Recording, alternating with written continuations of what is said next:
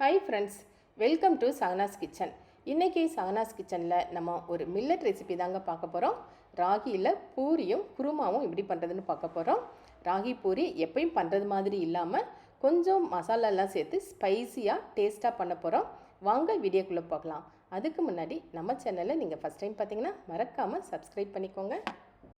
ஒரு பவுலில் ராகி மாவு 1 கப், கோதுமை மாவு 1 கப், ரவை 1 டேபிள் ஸ்பூன், மஞ்சள் தூள் 1/2 டீஸ்பூன், மிளகாய்த்தூள் 1/2 டீஸ்பூன், மல்லித்தூள் 1/2 டீஸ்பூன், கரம் மசாலா 1/2 டீஸ்பூன், சீரக பவுடர் 1/4 டீஸ்பூன், உப்பு 1 டீஸ்பூன், ஓமம் 1/2 டீஸ்பூன் எடுத்து நல்லா க்ரஷ் பண்ணிவிட்டு இதோடு சேர்த்துக்கலாம்.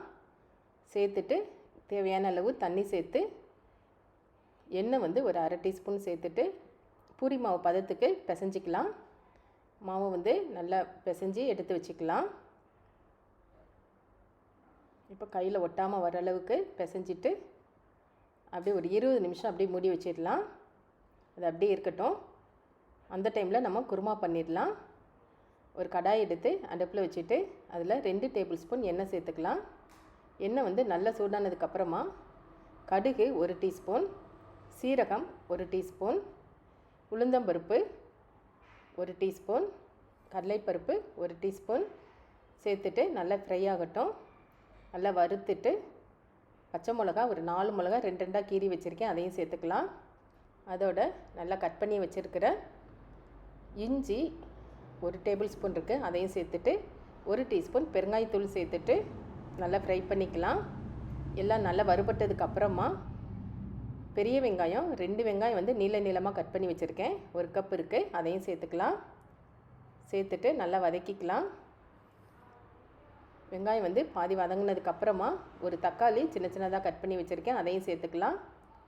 தக்காளி வெங்காயம் ஒரு 3/4 வாசி நல்லா வதங்கணும். இந்த டைமில் கருவேப்பிலை இலையும் சேர்த்துக்கலாம்.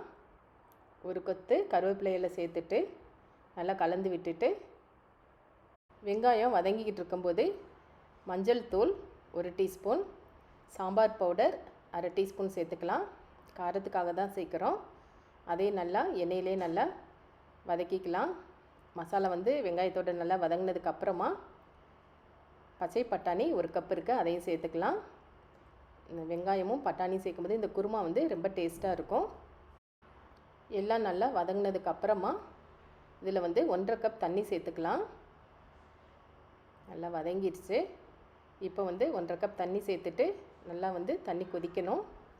கரண்டி வச்சு நல்லா கலந்து விட்டுட்டு ஒரு 5 நிமிஷம் நல்லா கொதிக்க வைக்க போகிறோம். இப்போ தலை நல்லா கொதிச்சிக்கிட்டு இருக்கும்போது பொட்டுக்கடலை மாவு 1 டேபிள் ஸ்பூன் தண்ணியில் கரைச்சி வச்சுருக்கேன், அதையும் சேர்த்துக்கலாம். சேர்த்துட்டு நல்லா கலந்து விட்டுட்டு இன்னும் ஒரு 5 நிமிஷம் நல்லா கொதிக்கட்டும். கொதித்து இது மாதிரி செமி கிரேவியாக வந்ததுக்கப்புறமா நம்ம அரை எலுமிச்சம்பழம் இதில் பிழிஞ்சு விட்டுக்கலாம். பிழிஞ்சிட்டு கொத்தமல்லி இலை சின்ன சின்னதாக கட் பண்ணி வச்சுருக்கேன், அதையும் தூவிட்டோம்னா கிரேவி ரெடி ஆயிடுச்சு. இதை ஒரு பவுலுக்கு மாற்றி வச்சுக்கலாம். இப்போது பூரி மாவும் ரெடி ஆயிடுச்சு. 20 நிமிஷம் ஆயிடுச்சு. மாவு சின்ன சின்ன உருண்டையாக இது மாதிரி உருட்டி வச்சுட்டு பூரி தேய்க்க ஆரம்பிச்சிடலாம். இது மாதிரி பூரிக்கல் எடுத்து வச்சுட்டு ஒவ்வொரு உருண்டையாக எடுத்து பூரி சின்ன சின்ன பூரியாக தேய்ச்சிக்கலாம். ரவுண்ட் ஷேப்பில் இது மாதிரி தேய்ச்சி எடுத்துக்கலாம். மாவு நம்ம கரெக்டாக மிக்ஸ் பண்ணியிருக்கோம். பாருங்கள், நல்லா ஒட்டாமல் நல்லா நீட்டாக வந்துடுச்சு. இது மாதிரி எல்லாத்தையும் தேய்ச்சிக்கலாம். ஒரு 4 பூரி நான் தேய்ச்சி வச்சுருக்கேன். இப்போது எண்ணெய் நல்லா சூடானதுக்கப்புறமா நம்ம ஒவ்வொரு பூரியாக போட்டு எடுக்க போகிறோம். நல்லா ஹை ஃப்ளேமில் வச்சுட்டு தான் பூரி போடணும். அப்போ தான் நல்லா உப்பி வரும். பாருங்கள், நல்லா உப்பி வந்துடுச்சு. இதே மாதிரி எல்லா பூரியும் போட்டு எடுத்துக்கலாம். இப்போ பூரியும் குருமாவும் ரெடி ஆயிடுச்சு.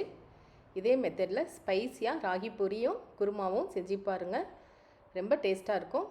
செஞ்சு பார்த்துட்டு கமெண்ட்ஸில் எப்படி இருக்குன்னு சொல்லுங்கள். அடுத்து ஒரு புது வீடியோவோட மீண்டும் சந்திக்கலாம். Bye by.